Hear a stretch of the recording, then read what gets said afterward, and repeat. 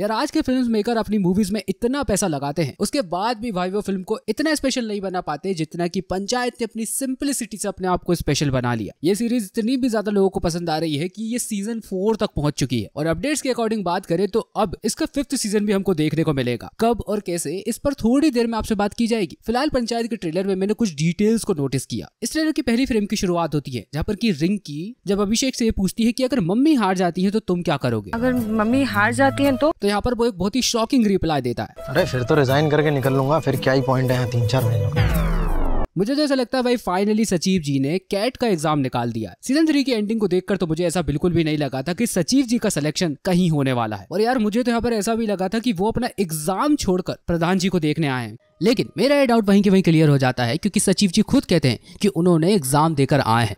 वो पूछना भूल गए थे, परीक्षा कैसा गया? बढ़िया। इवन दोस्तों सीजन 3 जब खत्म होता है तो हमको उसका दोस्त अभिषेक और हम सब ऑडियंस के दिमाग में एक डाउट को क्रिएट करता हुआ दिखाई देता है।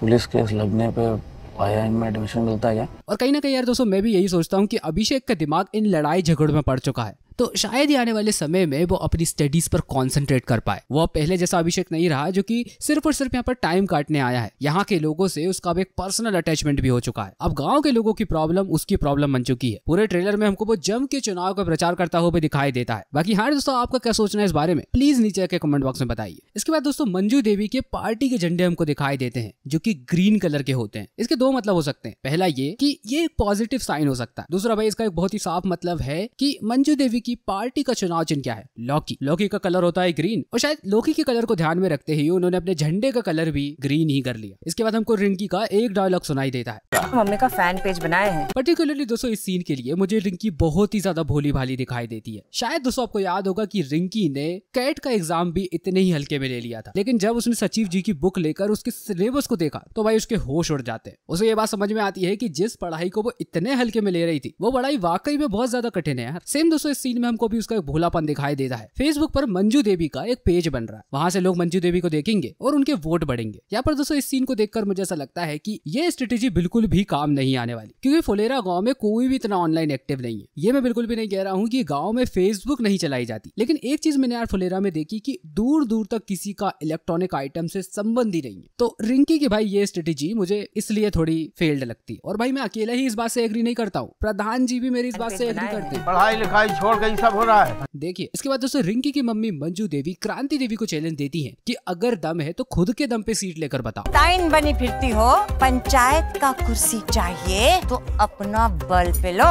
जो कि कहीं ना कहीं यार दोस्तों मुझे सही बात भी लगती है। एक्चुअल में ये जो सीट है वो औरतों के लिए बुक थी, लेकिन इसका फायदा उठाते हैं प्रधान जी, जबकि सीट उनकी पत्नी की होती है। और हाँ दोस्तों इस अकेली फ्रेम को जरा आप थोड़ा ध्यान से देखोगे तो आपको प्रधान जी के एक्सप्रेशन भी बड़े ही खतरनाक दिखाई देंगे। वो अंदर ही अंदर मंजू देवी से बोल रहे हैं कि तू क्या बोल रही है?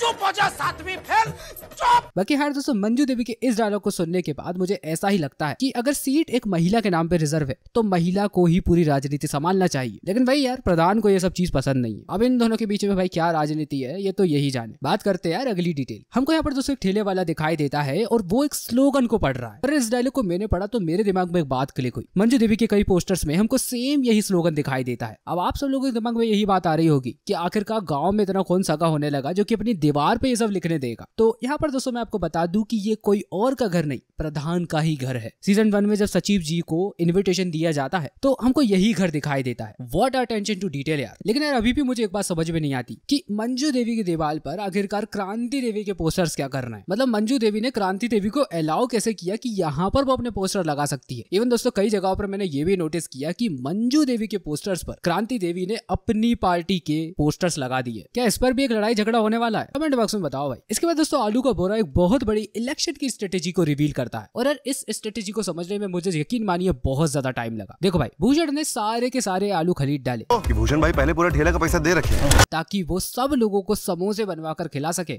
और अपनी पार्टी को जिता सके। लेकिन मंजू देवी ने समोसे वाले को ही खरीद डाला। जो भी दुकान में आए उसको समोसा भी खिलाना, कहना हमारा तरफ से है मुफ्त में। और इस काम में शायद भूषण लेट हो गए। यहाँ पर की एक सीन में हमको भूषण कुछ ऐसा बोलता हुआ भी दिखाई देता है, ऊपर का मैदा उनकी तरफ से, अंदर का आलू हमारा है। यार यहाँ से मुझे एक चीज समझ में आती है कि इन दोनों पार्टीज के बीच में बहुत सारे लोग पिसने वाले हैं। इस सीन को देखकर मुझे ऐसा लगता है, मतलब आदमी भाई अब चैन से समोसे भी नहीं खा सकता। Moving on to the next frame, हमको यहाँ पर भूषण का फ्रेंड विनोद दिखाई देता है। और इस सीन का मतलब तो आपको भी बहुत अच्छे से समझ में आ रहा होगा कि बात अगर कहीं नहीं बने तो सामने वाली पार्टी के लोगों को धीरे धीरे कर कम करो, उनको अपनी साइड लो। ये बहुत ही कॉमन स्ट्रेटेजी है जो कि बहुत सारी पॉलिटिकल पार्टीज करती है। इवन एक सीन में हमको मंजू देवी बिल्कुल बोल्ड तरीके से बोलती हुई दिखाई देती है, तो बदल लो।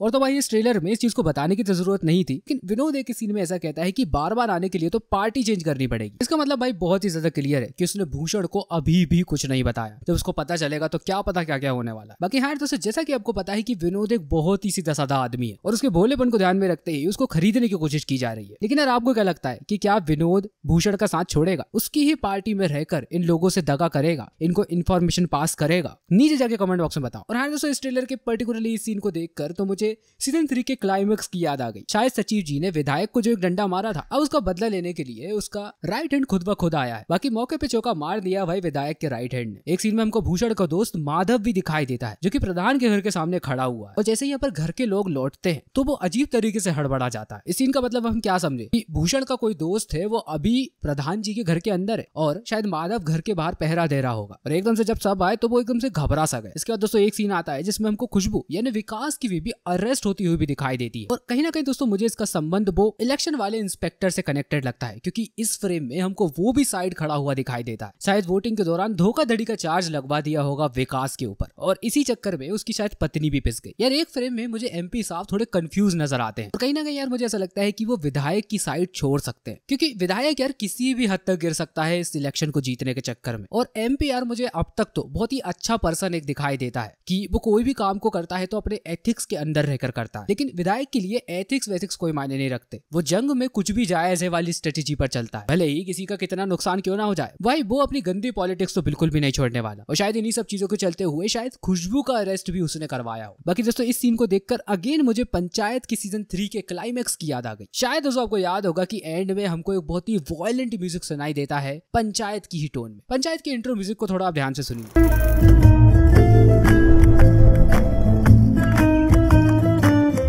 और अब जरा इस म्यूजिक को ध्यान से सुनिए।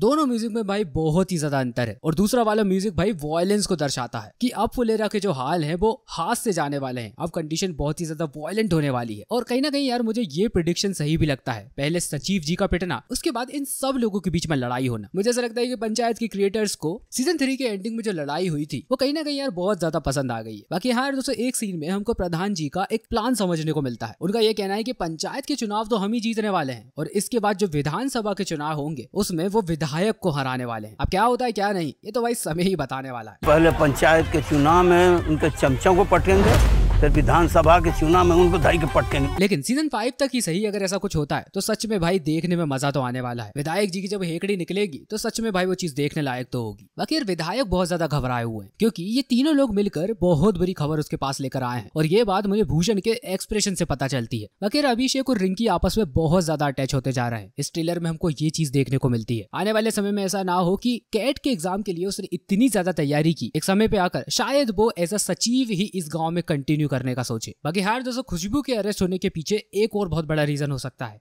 ये लड़ाई। अब इन सब में क्रांति देवी को तो बिल्कुल भी अरेस्ट नहीं किया जाएगा क्योंकि उनके ऊपर तो विधायक का हाथ है। अब विधायक किसको टारगेट करने वाला है? विकास की बीबी को। यहाँ तक कि खुशबू और विकास ने वही सेम कपड़े पहने हैं जो कि इन दोनों ने उस जीप के सामने कुछ टाइम पहले ही पहने हुए थे। एक फ्रेम में हमको प्रहलाद और प्रधान रोते हुए भी दिखाई देते हैं। प्रहलाद का ऐसा हो सकता है कि उसको अपने बेटे राहुल की कहीं याद आ गई हो क्योंकि दोनों सीन बहुत अलग अलग है। लेकिन मुझे पर्सनली ऐसा लगता है कि प्रधान की इस जगह पे इंसल्ट हुई इसलिए वो यहाँ से जा रहा है क्योंकि इस फ्रेम में विकास के रिएक्शन बड़े ही न्यूट्रल है। बाकी हाँ दोस्तों ये पर्सन कौन है जो पिट रहा है ये मैं आप पर छोड़ता हूँ। बाकी हाँ दोस्तों ट्रेलर में जितनी भी डिटेल्स थी मैंने सारी की सारी कवर कर ली है। लेकिन यार दोस्तों मैंने अगर कोई डिटेल यहाँ पर मिस कर दी हो तो प्लीज जाके नीचे कमेंट बॉक्स में बताइए। बेस्ट ब्रूटल मूवीज के लिए यहाँ पर क्लिक कर।